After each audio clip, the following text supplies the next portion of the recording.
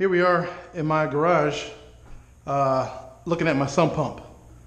I want to see if the Kodiak can actually power the sump pump on very low battery power. It's less than 50%. And I have a bucket of water here to test that out. So as you can see, it's at 4 bars and that's less than 50%. And it's at 9.94 volts. It's 11 watts, which is standard for the Kodiak power on its own self.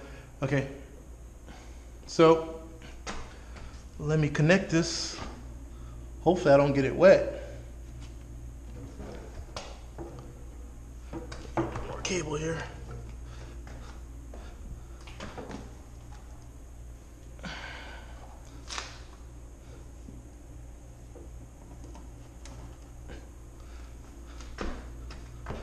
Move this.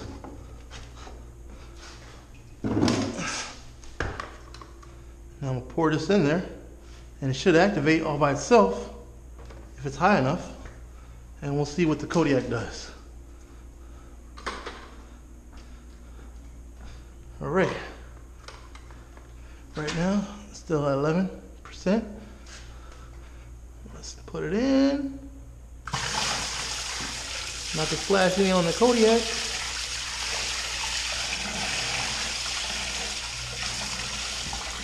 Just kicked on. It's at 184, 346 watts. Back down to 600.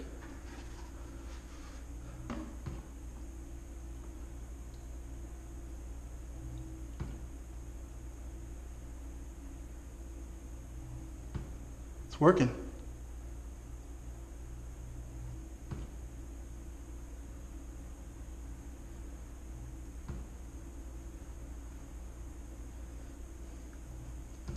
.670 fluctuates up to 670 watts, 457 watts, 300 watts, 24 watts. Still pumping a little water out. You can see it went down.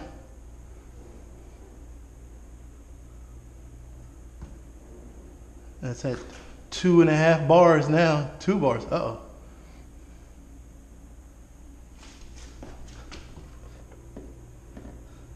Three bars, but it's getting pretty low, but it's still working. So I have confidence that this thing will keep your sump pump running even at a very low setting up to a point. I'm sure if it was fully charged, it would be no problem pumping this sump pump all storm long. I'm gonna be right back and put some more water just to see if we could do another whole bucket. All right, we're at 2 bars. It's flashing towards 3, but really it's at 2 bars. Ooh, sometimes going down to 1 bar. It's getting pretty weak.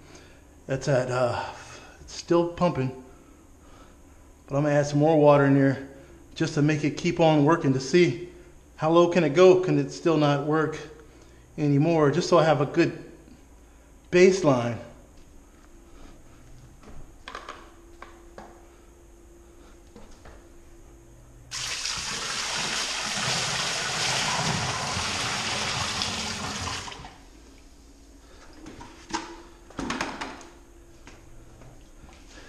You see it at 180 watts, 354 watts, 1 watt, because it's pumping in surges. That's how the sump pump is working.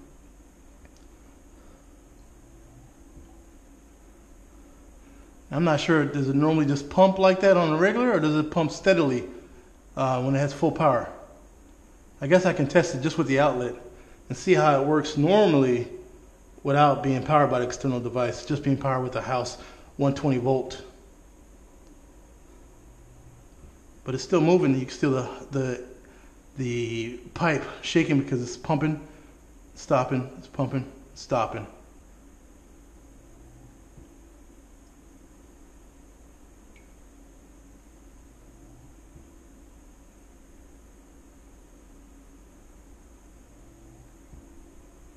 It's at 2 bars, or 2 and blinking 3. So it's at 9.33 volts, 8.91 volts, So it's the lowest that it's been, and powering something this heavy, watts mean.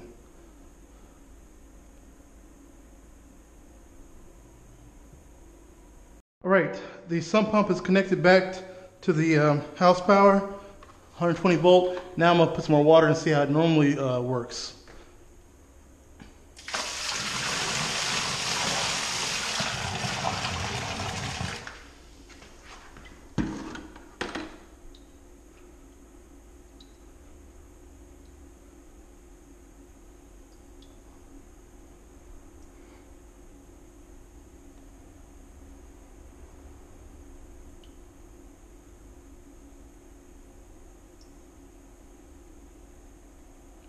Maybe I don't have enough water in it.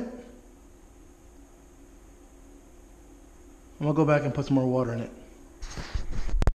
All right, second bucket.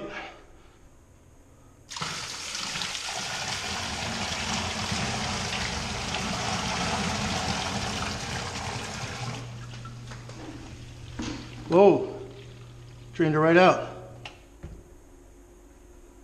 Right below the water line. So it's supposed to just drain in one continuous motion. But because the power was so low on the Kodiak, it was doing it in surges and pulses. So, yeah, I'm still confident that it won't let you down in a storm, but it won't drain as efficiently as it does connected to 120 volt, unless you have it up fully charged, or, you know, higher charged than what I have it here now, which is like a 4 bars, and it was pulling like 600 watts sometimes. So, you know, if you power a fan, or, you know what I'm saying, a couple fans, there's no problem. But when you power something 600 watts and it's this low, it seems to be having some issues. But I mean, it still works, but just not as efficient. I think I'm gonna do another test later on with the Kodiak 100% charged, doing the same test, and I bet you it works 100% better.